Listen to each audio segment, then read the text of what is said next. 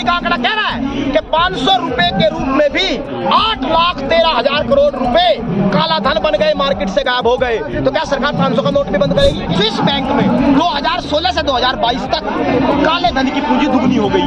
सरकार ने क्या कोई कदम उठाया? 2016 नवंबर में जब पहली बार नोटबंदी हुई, उस वक्त जमाखोरी की बात मीडिया ने कही थी, सरकार ने कही थी कि जमाखोरी ज्यादा है, हम नोटबंदी कर रहे हैं। उस वक्त राहुल गांधी ने एक सवाल पूछा था देश की सरकार से। उन्होंने कहा था कि जब 1000 के नोट से जमाखोरी हो रही थी तो कौन सा गणित सरकार पढ़ करके आई है कि 2000 के नोट से आधी जमाखोरी होगी? अरे दुगनी ही तो जमाखोरी होगी। आज 2016 के बाद 7 साल बाद 8 साल बाद सरकार ही कह रही है कि 2000 के नोट से जमाखोरी बढ़ गई। 2000 के नोट की जमाखोरी हुई और ऐसी सरकार के सामने हुई, इसका मतलब सरकार जमाखोरी रोकने से नाकामयाब रही है, बात तो तय है। अगर काले धन के खिलाफ कार्रवाई है तो इससे बड़ी जगह हम बता देंगे जहां कार्रवाई करनी चाहिए। प्रधानमंत्री ने कहा था कि भाइयों मुझे 50 दिन का समय दीजिए, अगर ये फैसला गलत साबित हो गया तो किसी भी चौराहे पर खड़ा कर करके जो देश जो सजा चाहेगा मैं उसे लेने को तैयार हूं। फैसला गलत साबित हो गया, हाँ वो चौराहा और कहाँ वो सजा। 2016 नवंबर में जब पहली बार नोटबंदी हुई, उस वक्त जमाखोरी की बात मीडिया ने कही थी, सरकार ने कही थी कि जमाखोरी ज्यादा है, हम नोटबंदी कर रहे हैं। उस वक्त राहुल गांधी ने एक सवाल पूछा था देश की सरकार से। उन्होंने कहा था कि जब 1000 के नोट से जमाखोरी हो रही थी तो कौन सा गणित सरकार पढ़ करके आई है कि 2000 के नोट से आधी जमाखोरी होगी? अरे दुगनी ही तो जमाखोरी होगी। आज 2016 के बाद 7 साल बाद 8 साल बाद सरकार ही कह रही है कि 2000 के नोट से जमाखोरी बढ़ गई। इसका मतलब सरकार थूक कर चाटने की स्थिति में आई है। सुशील कुमार जो सुशील मोदी थे वो भी कह रहे हैं कि काले धन पे जो है सेकंड सर्जिकल स्ट्राइक है। अब हमें एक बात बता दीजिए आप, इसका आंकड़ा मैं आपको देता हूं। अगर 2000 के नोट की जमाखोरी हुई और ऐसी सरकार के सामने हुई, इसका मतलब सरकार जमाखोरी रोकने से नाकामयाब रही है, बात तो तय है। अगर काले धन के खिलाफ कार्रवाई है तो इससे बड़ी जगह हम बता देंगे जहां कार्रवाई करनी चाहिए। इस देश में रिपोर्ट कहती है कि स्विस बैंक में 2016 से 2022 तक काले धन की पूंजी दुगनी हो गई। सरकार ने क्या कोई कदम उठाया? तीसरी बात मैं आपको बता देता हूं, जहां तक 2000 नोट का सवाल है, आरबीआई का आंकड़ा कहता है कि अब तक नोटबंदी के बाद कुल 370 करोड़ नोट छपे थे, जिसमें से 102 करोड़ नोट तो नष्ट हो गए। मतलब बचे 268 करोड़ जो मार्केट में होने चाहिए थे, जिसकी कीमत आरबीआई ने बताई कि 5,36,000 करोड़ रुपए मार्केट में 2000 के रूप में होने चाहिए थे। लेकिन ये बात भी कह रहा है आरबीआई कि 54 करोड़ नोट गायब है। इसका मतलब 1,08,000 करोड़ रुपए 2000 के रूप में मार्केट से गायब हो गए, कहीं जमाखोरी हो गई। अगर 2000 के नोट की स्थिति ये है, सरकार ने कहा हमने 2000 का नोट इसलिए बंद किया क्योंकि 1,08,000 करोड़ गायब हो गए, तो फिर 500 के नोट पे भी तो ये आरबीआई का आंकड़ा है कि टोटल 6,475 करोड़ नोट 500 के छपे थे, जिसमें से 298 करोड़ गायब हो गए।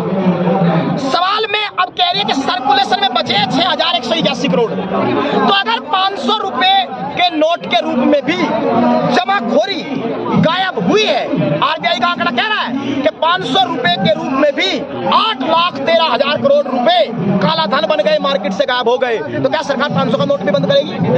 आप कह रहे हैं कि गायब है 2000 के नोट, तो चिप्स हम कह रहे हैं कि 500 लगा ढूंढ लेना चाहिए। देखिए, चिप तो मीडिया का वो फ्लोप एक्सपेरिमेंट है, वो चेहरा है जो इसने देश ने देख करके जान लिया कि मीडिया भक्ति में लीन है और वो रहेगा। एक सवाल आपसे ये है कि अभी आपने राहुल गांधी का नाम लिया, उन्होंने 2000 के नोट को गलत ठहराया। वहीं कोरोना के टाइम पे भी उन्होंने बहुत सारी सरकार की नीतियों को गलत ठहराया था। किसान आंदोलन पे भी उन्होंने कहा था कि सरकार ये वापस लेगी, आज नहीं तो कल। तो क्या राहुल गांधी को प्रधानमंत्री से ज्यादा समझ है देश में? देखिए, समझ इसलिए उन व्यक्तियों को है क्योंकि व्यक्ति समझ और ना समझ हो सकता है, लेकिन अगर वो ज्ञान को बढ़ाने का प्रयास ही ना करे। अगर देश का प्रधानमंत्री ये कह दे कि हार्वर्ड यूनिवर्सिटी कुछ होती नहीं, हम तो हार्वर्ड को मानते हैं, इस दुनिया की टॉप यूनिवर्सिटी को अगर ये कह दे कि कोई है ही नहीं, इसका मतलब वो अपना ज्ञान बढ़ाना नहीं चाहते। वही तो इंटरव्यू में कह रहे हैं कि दोस्तों तुम्हें जान करके हैरानी होगी, मेरी कोई पढ़ाई वढ़ाई नहीं हुई। अच्छा। इसका मतलब अगर पढ़ाई ना करना साधुवाद अच्छा काम देश का प्रधानमंत्री बताएगा तो फिर उसे नॉलेज कहाँ से? उनकी पार्टी बता रही है कि मास्टर डिग्री ली है। मास्टर डिग्री दिखाओ तो है कहाँ वो? डिग्री तो है लेकिन दिखाएंगे नहीं, कैसे कैसे काम काम चलेगा भाई? एक बात आप जान लीजिए, इस देश में जितने भी फैसले, चाहे वो नोटबंदी का फैसला हो, मनमोहन सिंह का राज्यसभा में भाषण था कि इससे इस देश की अर्थव्यवस्था को ऐसा झटका लगेगा उसकी रिकवरी नहीं हो पाएगी। और आप जीडीपी कैलकुलेट कर लेना 2016 के अगले 3 सालों की, वही स्थिति सामने इस देश की आई। इसका मतलब देश के प्रधानमंत्री को अपनी कोई समझ नहीं है, और कोई जो सलाहकार है वो इतना पागल हुए बैठा है तो उसे पता नहीं पहले मीडिया नोटबंदी का फायदे गिना रही थी जी। अब 2000 जो वापस लिया जाना उसका फायदे बता रहे हैं। देखिए, इस देश में एक पॉलिसी है, पहले एक फैसला लागू होता था, अब फैसले के 3 चरण होते हैं। पहला फैसला देश की सरकार लागू करेगी, देश में मीडिया कहेगी भाई बहुत अच्छा फैसला, इससे देश की तस्वीर बदल जाएगी। भारत की सरकार ने लोगों पर एक विकास का अलग रूप सामने रख दिया, उसके बाद वो फैसला, उसका विरोध होगा। देखिए, लोग चाहते हैं कि देश की तरक्की ना हो, ये लोग देश की तरक्की में बाधा बने हुए हैं। प्रधानमंत्री विकास चाहते हैं और ये विकासवादी फैसला है, वो भी तो उसके बाद प्रधानमंत्री फैसले को वापस ले लेंगे। मेरी तपस्या में कोई कमी रह गई, फिर मीडिया चलाएगी देखिए देश की तरक्की में प्रधानमंत्री ने फैसला वापस ले लिया। अरे जो फैसला विकास के लिए लिया गया था उसके वापस लेने से कैसे विकास होगा? कौन सा गणित मीडिया देश को समझा रहा था? चाटुकारिता सबको समझ में आती है। वो अभी भी तो कह रहे हैं जनता खुश है इससे, किससे? घबरा वो ही रहे हैं जो दबा के बैठे हैं नोट। अब एक बात आप मुझे बताइए, 2016 के बाद इस देश में ठीक जब नोटबंदी हुई नवंबर को, 8 नवंबर को, उसके 3 महीने बाद कर्नाटक में रैली करते हुए देश के प्रधानमंत्री ने कहा था कि भाइयों मुझे 50 दिन का समय दीजिए, अगर ये फैसला गलत साबित हो गया तो किसी भी चौराहे पर खड़ा करके जो देश जो सजा चाहेगा मैं उसे लेने को तैयार हूँ। फैसला गलत साबित हो गया, देश के प्रधानमंत्री का फैसला गलत हुआ, कहाँ वो चौराहा और कहाँ वो सजा। और ये फैसला गलत है, क्यों है बताता हूँ, क्योंकि अगर ये फैसला सही होता तो इसकी घोषणा राष्ट्र के नाम संदेश से देश का प्रधानमंत्री या कोई मंत्री करता। प्रधानमंत्री जिस समय जापान दौरे पर है उस समय किसी मिनिस्टर ने भी इस बात की घोषणा नहीं की, आरबीआई से कराई।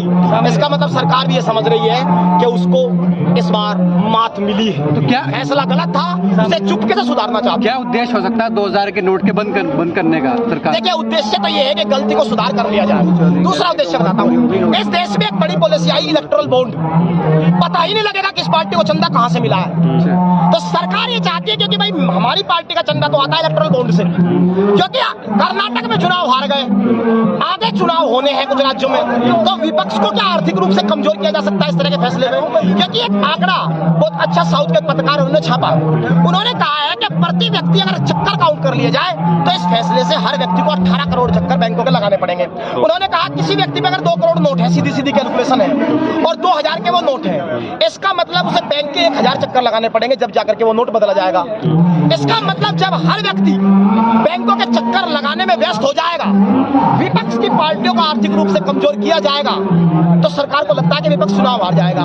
विपक्ष और पक्ष की बात ही नहीं है, जब जनता आपके खिलाफ हो चले, जब बेटियों को न्याय न मिलने की स्थिति हो, तो जनता जब खिलाफ हो जाती है तो कर्नाटक जैसा जनादेश आता है और आता रहेगा। इंतजार कीजिए। तो आपको लगता है कि जो गरीब जनता है उस पर इसका असर होगा 2000 नोटबंदी? क्यों नहीं होगा मुझे बताइए भाई, आपने ही तो कहा 2000 के नोट ले लो, हम थोड़ी ले रहे थे, एटीएम हमें निकाल के दे रहा था। एक बात आप और भी समझिए, ये ऐतिहासिक फैसला क्यों नहीं है? जिस दिन नोटबंदी हुई उसके बाद 2000 के नोट इस देश में लगभग करेंसी का 50% छपे, आज 8 साल बाद वो मात्र 13.8% रह गए थे। अगर 2000 के नोट को बंद ना भी करती तो और 4 साल में वो 5% ही रह गए थे, धीरे धीरे चलन से घट ही रहे थे। तो अगर 2000 का नोट खुद ही चलन से घट रहा था तो इसका मतलब तो वो आगे भी चलन से घटता ही। तो सरकार अगर सोच समझ के साथ फैसला लेते तो कुछ काम आता, लेकिन सरकार की मंशा दूसरी।